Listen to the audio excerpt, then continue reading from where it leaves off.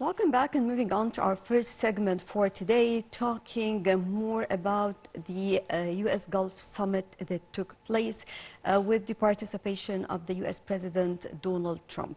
Well, to discuss it in more details and to focus on some of the important agreements that were signed and investments that took place, we have the pleasure to have over the phone Dr. Hassan Wagih, Professor of Political Science. Hello. Hello. Good morning, Good Doctor. morning. Good morning to you. So first of all, can we shed the light on the meeting with Syria's President Ahmed al-Shara? We can say also that this meeting can send a message, whether we're talking about the U.S. Traditional allies or adversaries. Yes, actually, what we have already seen is a great event of business. You know, that was the business of politics. The United States of America thinks of Ahmed al-Shara as a potential leader who would serve a lot of their interests, and also,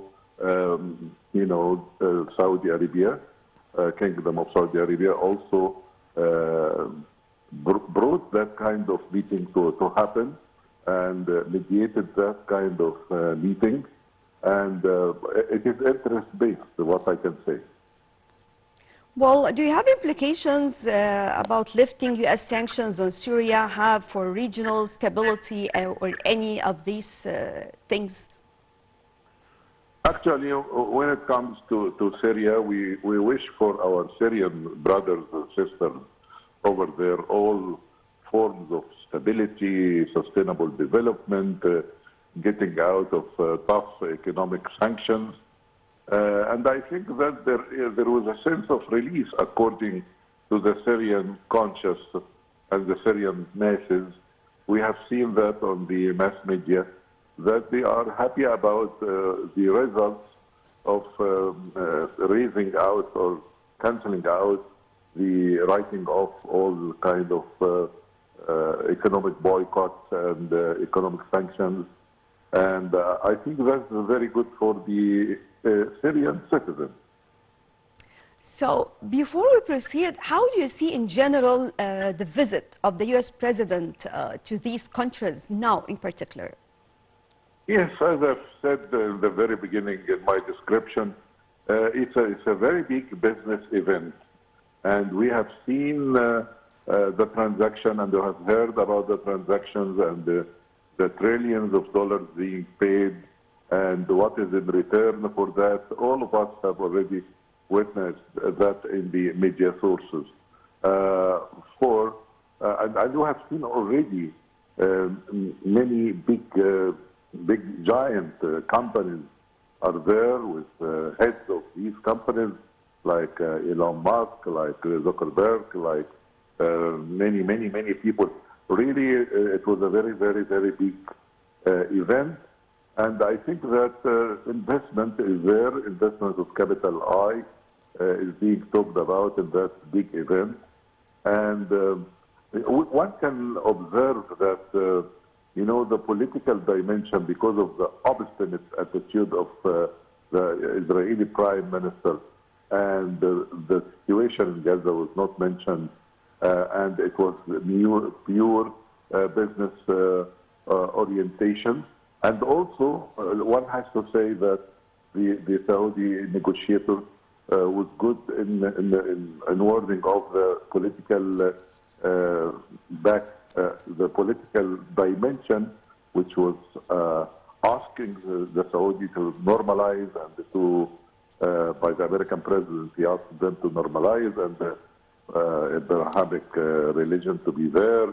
And I think that the Saudi negotiator was capable of separating these issues from the pure business that took place and the kind of business also. When you are talking about it, you can see billions of dollars are being spent on AI, artificial intelligence, and this would help the Kingdom of Saudi Arabia to flourish in that. But again, we have many questions regarding investment on AI irrespective of that is happening in the Gulf or elsewhere. Well, And just I elaborate on that. Just as you mentioned, I think we have over 1.2 trillion US dollars in deals that were announced. And of course, many of these investments taking place. But here, if I'm asking about how do you see the long-term strategic goal of all these investments Yes, for the future?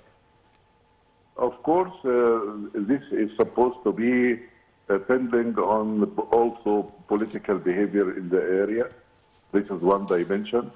But let me elaborate on the AI investments. You know, there is a very strategic debate being launched by futurists all over the world, fair-minded futurists. They are not paid to say something or to promote certain agenda. They are trying to analyze, and they say, how come we are in the world here today with these big giant technology companies are investing these billions of dollars, which could be spent on other aspects like climate challenge, poverty fighting, many issues that would make the world better. Especially, they are talking about very thorny issue that AI consume a lot of water and billions of gallons, and that is really so expensive because it is on the account of what is the share of human to drink and to raise their interest in life. So I think that also is being debated why we spend all these billions of dollars in something that could be substituted by some other important pressing things for humanity. Can we say that the U.S. is moving towards a transactional diplomacy in the Middle East? Yes, as President Trump said that he is keen about getting stability in the area and getting and settling all conflicts, not only in our area but in Ukraine and Russia between. And actually, one has to commend what he did when it comes to the situation between India and Pakistan. Really, that was a very good quick mediating effort that really resulted on preventing a real disaster for the entire world. So if President Trump would pursue this kind of mentality of real settling of conflicts, he is welcome.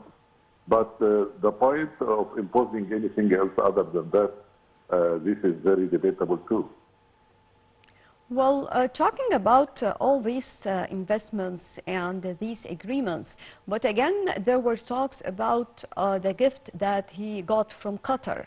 How do you see it? I mean, people were concerned about some ethical and national security points related to this. Yes, actually, this is a very important question when it comes to ethics of presence. You know, how could you introduce a present for a leader? It is very guided by laws and by ethics and by what's happening in society. In the United States of America, media is raising hell about this gift and asking many questions regarding to whom it may concern, and this should be in the possession of the Ministry of Defense or the possession of the President. You know, that is a very normal talk in the United States. And actually, let me remind you of something very important about gifts. You know, when it comes to the story of the Cairo Tower, it is also, if we can recount what happened in history, we can see that Gamal Abdel Nasser refused things like that and was very adamant about not to mix anything. And by the way, European Union is making some kind of limits of the prices of presents that could be given and they exchange it. But when Qatar is providing very expensive gift. It is very questionable in all circles of the world to really talk about the ethics of presents. And I think this also will let us think more about the Qatari-American relations in the future and how far this will have its impact on the future. Of course, the Qatari situation is very clear. The people in Qatar welcomed the Americans very much long time ago, and we have the Adid air base, big, very military base in Qatar. And I think it is in the program of President Trump, in his visit to Doha, in Qatar today. I think he will make a visit to this big American military base, which is situated in Qatar. Well, talking about the impression about this visit by other major powers, how did Russia or China receive this? We know that we have current talks between the U.S. and China, and it is very clear that Trump actually is re-evaluating many of his recent decisions or changing in some of the actions that he just actually adopted to reshape many things when it comes to the U.S. relations with other countries. Yes, this is a very big and complicated question. But, well, you know, we are witnessing now a competition between all the power you mentioned, whether America, Russia, China, yes, even the European Union. But again, one can see that, you know, what could be done economically and business-wise, cover underneath it a lot of political objectives and a lot of hidden agendas are being moved here and there by the covering of business. So I think that this is what's happening in the world today. And this is what we have to watch out and see what is the outcome will be. So can we say that Trump's re-engagement in the Middle East is a preview of a potential 2024 or 2028 presidential running strategy? Again, your question is... Well, I'm talking about when we just take a look on the strategies adopted so far by President Trump.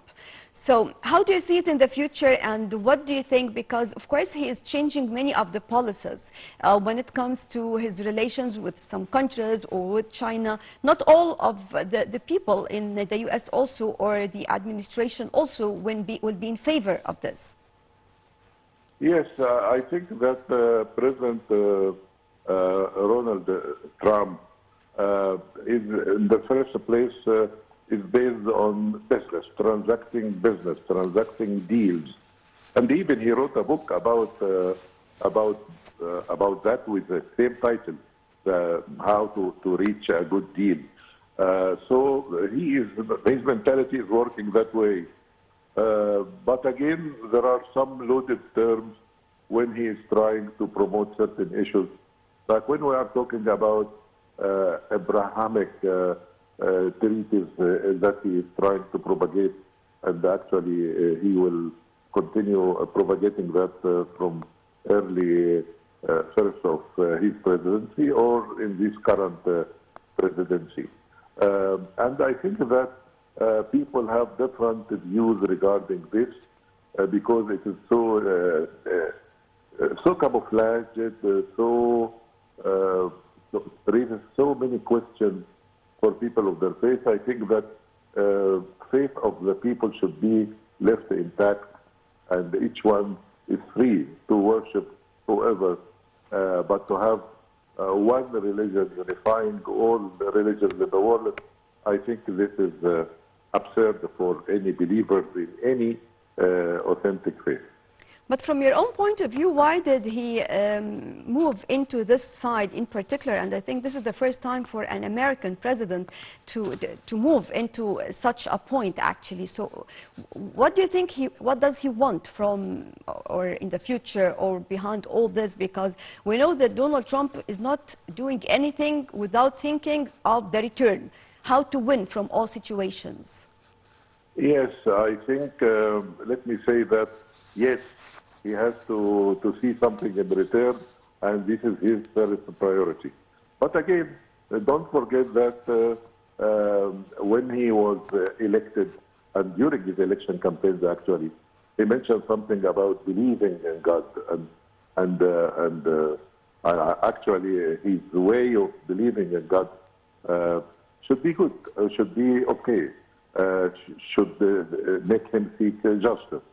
But again, when you are talking about Abrahamic religion, it is not only him, by the way. It is a current trend being launched with hidden agendas. And I think that the people of the area who are keen about their faith are watching that with great contemplation and great consideration. And they have suspicion in that kind of call, because this should be left intact. But again, there are some experts who are really analyzing this by saying that is how to eradicate the distinction between all religions, things that will never happen, because this again is the nature of human being and the nature of the faith itself, whatever you name it. And I think that this is very important. But again, there is, some people are talking about hidden agendas of getting this kind of, you know, when I was in Germany, I found like a movement called Chrislam, means Christianity and Islam as one thing. No, Christianity is something and Islam is something. And we have respect for everyone, and we have respect for every faith. But again, mingling things like that has a lot of hidden agendas. It makes people not comfortable. It could lead to, you know, when we are talking about artificial intelligence, AI, some people are talking about, with a great deal of literature now, about atheist intelligence. AI, A stands for atheist, I stands for intelligence. So there are some people who are behind this great move of enhancing AI without regulation and without taking permission from anyone. And they are invading the rooms of every house in the world through this unbelievable, you know. So this is why in Egypt, for instance, I take the chance to ask the Higher Council for AI in Egypt to have a stand and to have a say in how could we deal with this revolution, how to regulate it, what can we do in our houses, what can we do in our universities. You know, it's a big issue. It's a very big issue, and it's very penetrating issue through the nose of everyone in the world. No, there should be some kind of regulation of that. And I think Italy did that. Some European countries did trying to do that. But again, if you leave this for the minds of the people who are really getting competition for technology and getting competition to win more, let us see who are they. And some of them are working on atheist intelligence. So we have to make disengagement of all of these issues. It shouldn't be taken as something good. AI, everyone is talking about AI, you know. And even, let me tell you something. I attended a conference lately, and I think one of the officials said, one of them said, one of the students asked him, would you please tell me, if I go to ChatGPT, he was encouraging people to go for these tools, ChatGPT, Manas, all of these names. And he said, the jurisprudence, Islamic jurisprudence is not there, the tools is not responding enough. So the official said something very important to be raised here for the Minister of Information for the AI Council in Egypt to discuss. He said to him, please make some time to inject these tools with information that you feel they are lacking. And I felt like this is very oversimplistic answer. No, this is an important issue. How could I imagine myself training a tool that I don't know what is the end of it? You know, many promotions say, you have the ChatGPT here, and he is giving you his number. He could be your agent, he could be your assistant, anywhere, anytime, and he is getting into the rooms of every house. And I think that should be the government, our government should enhance the AI Council to try to open even a discussion about that. We can just say we have to take into consideration the pros and cons of the AI in general. Dr. Hassan Wagih, Professor of Political Science, thank you very much for joining us. Moving on to a quick break, then we'll be back.